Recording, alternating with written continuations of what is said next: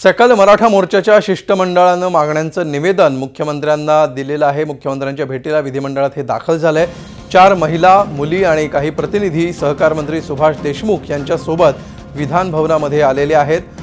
मुख्यमंत्र्यांसोबत होणाऱ्या या बैठकीला सर्वपक्षीय नेते देखील उपस्थित आहेत। अजित पवार, जयंत पाटील, धनंजय मुंडे आणि इतर प्रमुख नेत्यांनी उपस्थिती लावली आहे। तसंच सरकारमधील काही मंत्री देखील या बैठकीला उपस्थित आहेत। मराठा मोर्चाचं शिष्टमंडळ मुख्यमंत्र्यांच्या भेटीला दाखल झालेलं आहे। मुख्यमंत्र्यांकडे मागण्यांचं निवेदन सुपूर्द केलेलं आहे।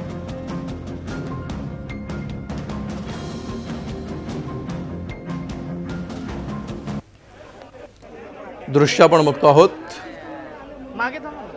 डाव्या बाजूला सकल मराठा शिष्टमंडळ आपल्याला दिसत आहे आणि त्याचबरोबर राजकीय नेते देखील आपल्याला स्क्रीनवर उजव्या बाजूला आपण पाहू शकतो। हे शिष्टमंडळ मुख्यमंत्र्यांच्या भेटीला दाखल झालं आणि याविषयी आपण अधिक माहिती घेऊया। आमचे प्रतिनिधी अमित जोशी सध्या आपल्या सोबत आहेत। अमित, मुख्यमंत्र्यांना निवेदन देण्याची ही जी औपचारिकता होती ती पार पडली आहे का? काय नेमकं घडलंय गेल्या काही तासात? 2:15च्या सुमारास सकल मराठा क्रांती मुक मोर्चाचे प्रतिनिधी तसंच काही आमदार किंवा या क्रांती मोर्चातील काही इतर प्रतिनिधी असं शिष्टमंडळ 2:15च्या सुमारास विधिमंडळामध्ये दाखल झालं। त्यानंतर काही वेळानंतर संभाजीराजे असतील किंवा संभाजीराजांबरोबर इतर काही प्रतिनिधी असतील हे दाखल झाले आणि त्याच सुमारास अजित पवार असतील, विखे पाटील असतील किंवा विरोधी पक्षातील प्रमुख आमदार नेते असतील ते त्या ठिकाणी मुख्यमंत्र्यांच्या बाजूला जी समिती सभागृह आहे त्या ठिकाणी दाखल झाले आणि राज्य शासनाचे प्रतिनिधी आधीच त्या ठिकाणी हजर होते आणि साधारण 2:30च्या सुमारास मुख्यमंत्री असतील आणि या मोर्चाचे प्रतिनिधी असतील आणि आमदार प्रतिनिधी असतील यांची बैठक सुरू झालेली आहे। आता जवळपास अर्धा तास झालेला आहे, अजूनही बैठक संपली नाहीये।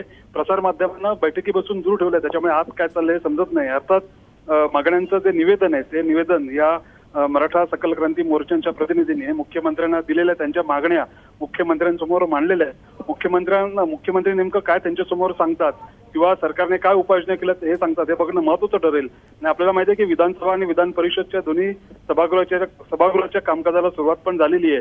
तेव्हा आता या सभागृहामध्ये आजच्या मोर्चाच्या निमित्ताने मुख्यमंत्री नवीन काही घोषणा करतात का, नवीन काही मराठा आरक्षण बद्दल माहिती देतात का हे बघणं आता महत्त्वाचं ठरेल। अजूनही बैठक सुरू आहे, थोड्याच वेळात बैठक संपल्यानंतर पुढचं चित्र स्पष्ट होणार आहे। बिलकुल अमित, ही जी बैठक सुरू आहे सरकारने पूर्ण तयारी केली असेल, कशा प्रकारे याच्यावर उत्तर शोधावं याविषयी काय माहिती कळतीये? एबीसीची मर्यादा 60% 50% आणण्यात येऊ शकते अशी एक शक्यता सूत्रांकडून समजते आहे।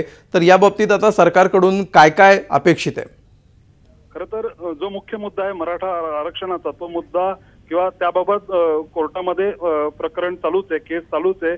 सरकार वारंवार दावा करते की आम्ही जास्तीत जास्त माहिती गोळा करत न्यायालयाच्या माध्यमातून आरक्षणाचा प्रश्न कसा सुटेल हे आम्ही बघतोय। दुसरी गोष्ट, शैक्षणिक पात्रतेबद्दल किंवा शैक्षणिक सवलतीबद्दल काही घोषणा याआधी या सरकारने केल्या होत्या। त्याचबरोबर जी क्रीमी लेअर आहे त्याबाबतच्या काही घोषणा केल्या होत्या। आता या संदर्भात नव्याने काही घोषणा होते का किंवा ही मुदत किंवा ही मर्यादा ही आणखी वाढवली जाते का, ज्या योगे मराठा समाजातील जास्तीत जास्त विद्यार्थी असतील किंवा जास्तीत जास्त लोकांना याचा फायदा होईल, या संदर्भात सरकार काही घोषणा करतं का हे बघणं महत्त्वाचं ठरेल। आणि ज्या पार्श्वभूमीवर हा सगळा आजचा जोरदार असा मोठा मोर्चा या ठिकाणी मुंबईत होत आहे त्या पार्श्वभूमीवर आणि अधिवेशन असल्यामुळे नक्कीच काही वेगळी घोषणा मुख्यमंत्र्यांकडून अपेक्षित आहे। आणि सूत्रांच्या माहितीनुसार अशा पद्धतीची शैक्षणिक अर्हता, शैक्षणिक पात्रता या संदर्भात काही वेगळी घोषणा या अधिवेशनात होण्याची शक्यता आहे। इंदिरा गांधी यांच्या जन्मशताब्दी निमित्त त्यांचा गौरव प्रस्ताव या ठिकाणी दोन्ही सभागृहात आहे। कदाचित या संदर्भातली चर्चा पूर्ण झाल्यानंतर अधिवेशन संपत असताना मुख्यमंत्र्यांकडनं या मराठा मोर्चाच्या पार्श्वभूमीवर काही वेगळी घोषणा केली जाणार आहे अशी चर्चा आहे। लवकरच या संदर्भातलं चित्र स्पष्ट होईल। धन्यवाद अमित या सविस्तर माहितीबद्दल।